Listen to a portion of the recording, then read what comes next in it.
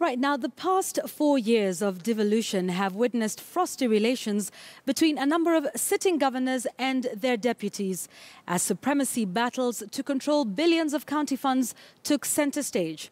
And so tonight on Spotlight 2017, our political affairs reporter Murimi Mwangi highlights the tough balancing act between loyalty and competence as top gubernatorial contenders pick their running mates.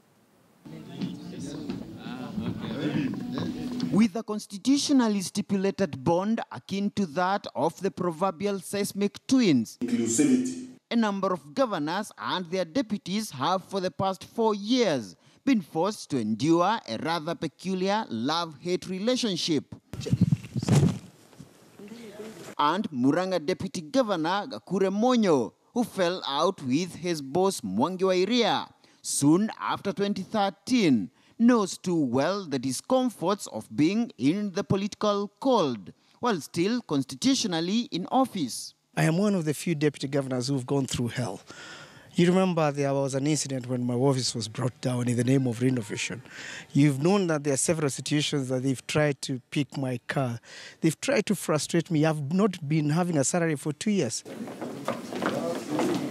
A narrative which mirrors the state of affairs across such counties as Mombasa, Nyandarua, Kisumu, Kilifi, Kirinyaga and Machakos, where governors and their deputies have been locked in fierce supremacy battles, hell-bent on finishing each other politically.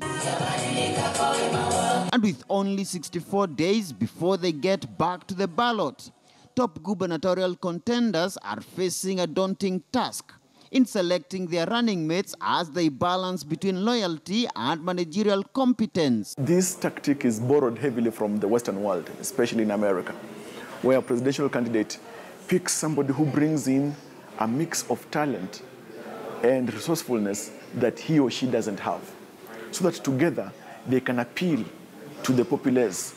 Article 180 of the Constitution prescribes that gubernatorial running mates must be qualified to run as governor, making a deputy governor a county chief in waiting in event that the governor dies or vacates office prematurely.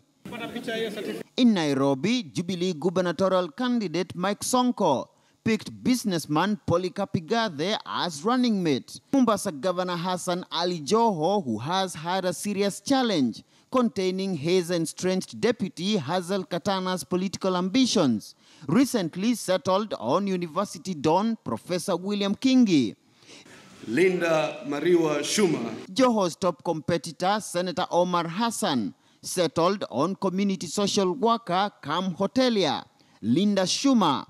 Choices which observers argue are largely motivated by the need for complementability and the consideration of having a deputy with less political ambitions than the boss. It is a delicate balance between hoarding, quote-unquote, popularity with the people, but so much more focusing on what is taking you into office. It's never too prudent to outshine your master.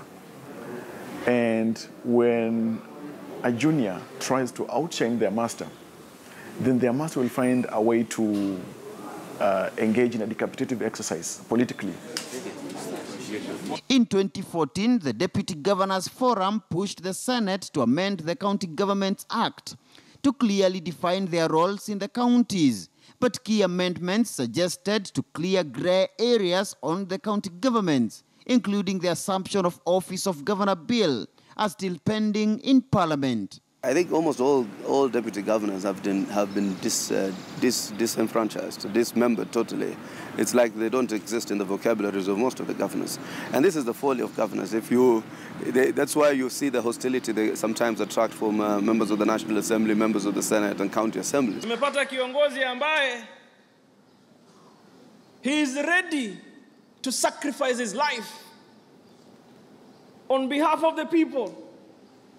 Anasema kama ni korokoroni niende. As the battle to control the billions in the counties intensifies, gubernatorial running mates will no doubt remain on the spotlight as top contenders balance between loyalty, competence and the political capital of their deputies. Murimi Mwangi, KTN News, Nairobi.